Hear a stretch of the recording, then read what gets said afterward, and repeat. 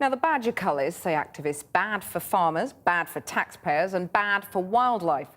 Protesters have been gathering in Gloucestershire tonight to protest against the cull, which they say is due to start tomorrow. The government insists it's the only way to get a grip on bovine TB, which is spreading rapidly through England's cattle herds. Our science editor Tom Clarke reports in Gloucestershire.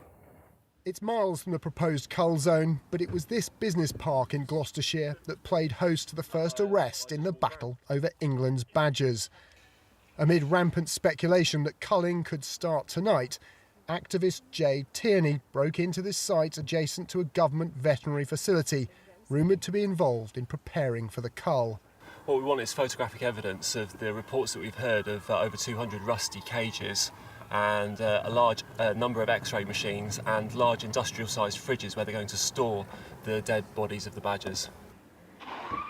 Before too long, Mr Tierney was arrested without having seen anything. A badger cull is something farmers have been pushing for decades to rid them of the scourge of bovine TB, and its future as a control method rides entirely on pilot culls in Gloucestershire and Somerset being successful. So much so, landowners involved are saying nothing, lest protesters do as they have promised and attempt to disrupt the cull. I'm walking right through the middle of the Gloucestershire badger cull zone, and there's been no official confirmation that a cull is imminent, and it's unlikely there will be. But activists who regularly roam these woods say there are some obvious signs. Lynn Sawyer takes me to a set which she believes is primed for culling.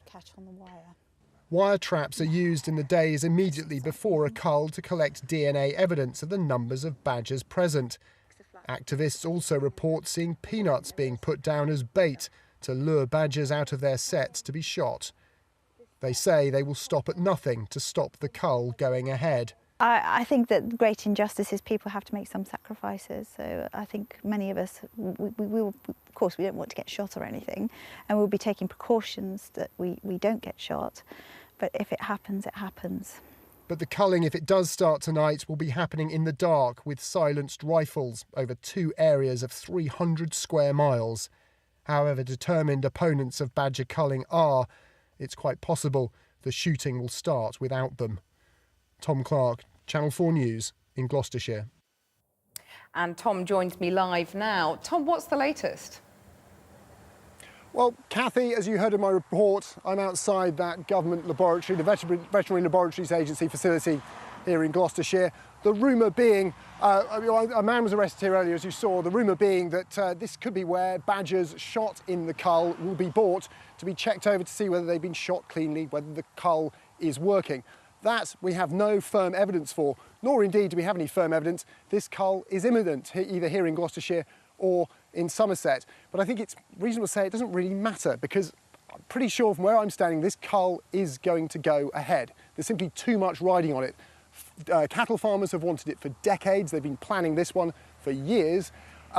They're saying it could save the taxpayer hundreds of millions of pounds.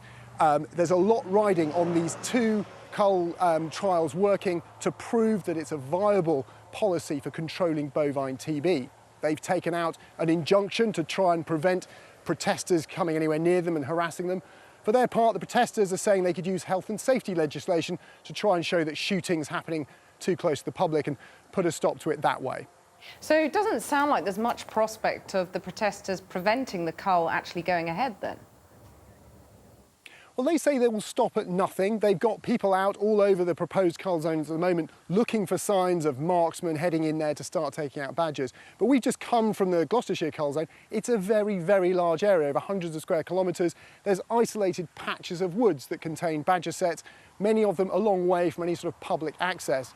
It's quite possible a marksman could sit in there with a silenced rifle and take out badgers quite quietly. It's possible protesters come across a few and put a stop to an isolated culling event, but whether they could put a stop to this whole cull seems very unlikely indeed. Tom in Gloucestershire, thank you very much.